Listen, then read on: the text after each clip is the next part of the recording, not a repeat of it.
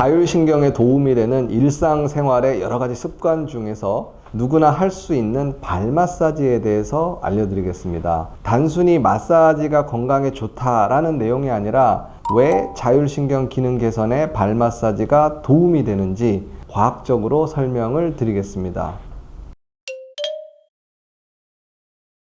오래전부터 인류는 질병을 치료하기 위해서 발을 중요하게 여겼습니다. 고대 중국의 의학 서적인 황제내경이나 이집트의 벽화, 동의보감 등에서도 동서양을 막론하고 발의 중요성을 강조하고 있습니다.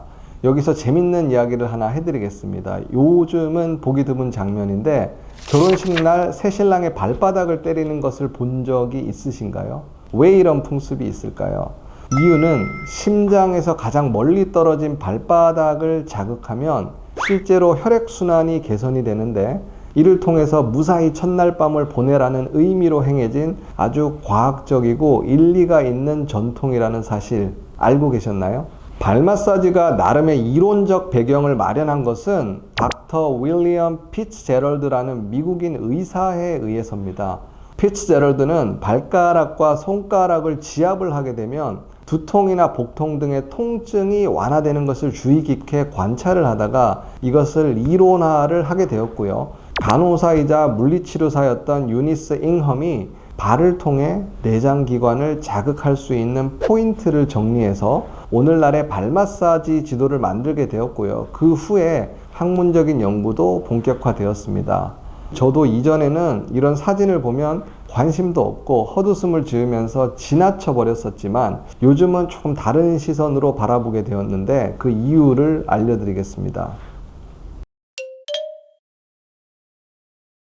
손바닥의 붉은 부분을 지긋하게 한번 눌러 보십시오. 그러면 피부 안쪽에 근육이나 근막에 분포하는 혈관이 일시적으로 압박을 받게 되면서 혈류량이 줄어들게 되니까 피부가 하얗게 보이게 됩니다. 이렇게 했을 때 하얗게 보이게 되는데 이때 손을 떼게 되면 순간적으로 혈액의 흐름이 빨라지면서 혈류량이 증가하여 피부가 다시 붉어집니다. 마치 펌프질을 해서 물줄기를 쏘아주는 원리와 흡사한데요. 이게 바로 발 마사지를 지속적으로 해주면 전신의 혈액순환이 개선이 되는 이유입니다. 게다가 발은 심장에서 가장 멀리 떨어져 있기 때문에 발에서 혈액순환을 잘 시켜주면 전신의 혈액순환 개선에도 많은 도움이 될 수 있습니다. 이 말은 르네상스 시대의 거장인 레오나르도 다빈치가 남겼던 유명한 말입니다.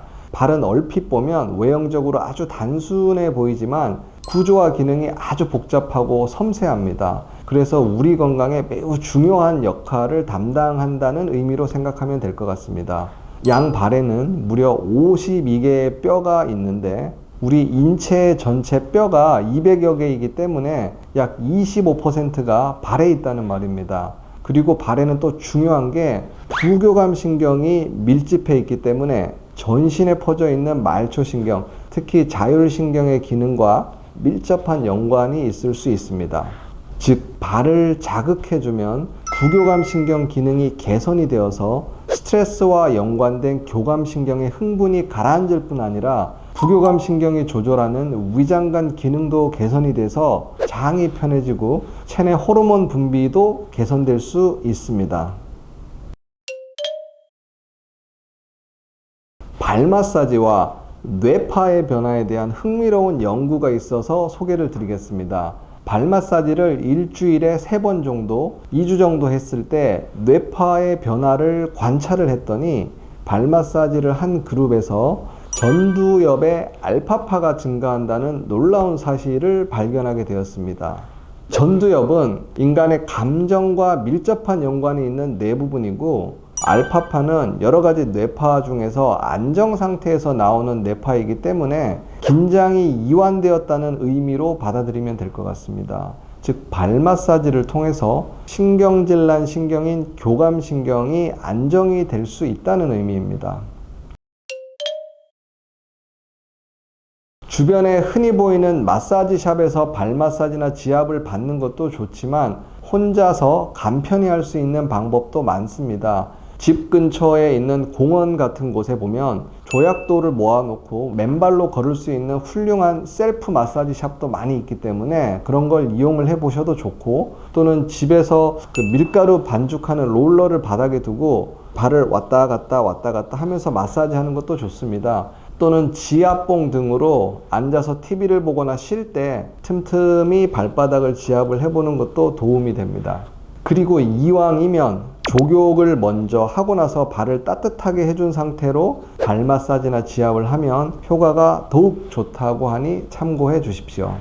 자율신경은 우리가 의식적으로 조절을 할 수 없는 신경계이지만 유일하게 조절이 가능한 것이 바로 호흡입니다. 그래서 심호흡이나 복식호흡을 하면 부교감신경 기능이 향상이 되어서 스트레스 상황에서 항진되는 교감신경을 안정을 시킬 수 있고, 게다가 자율신경 밸런스 조절에도 도움을 줍니다.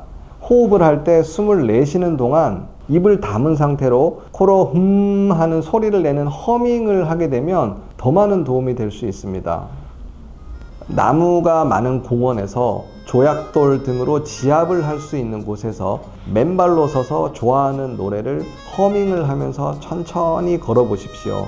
이게 바로 오늘 전해드릴 교감신경 항진을 줄여주고 자율신경 기능을 개선할 수 있는 비법입니다.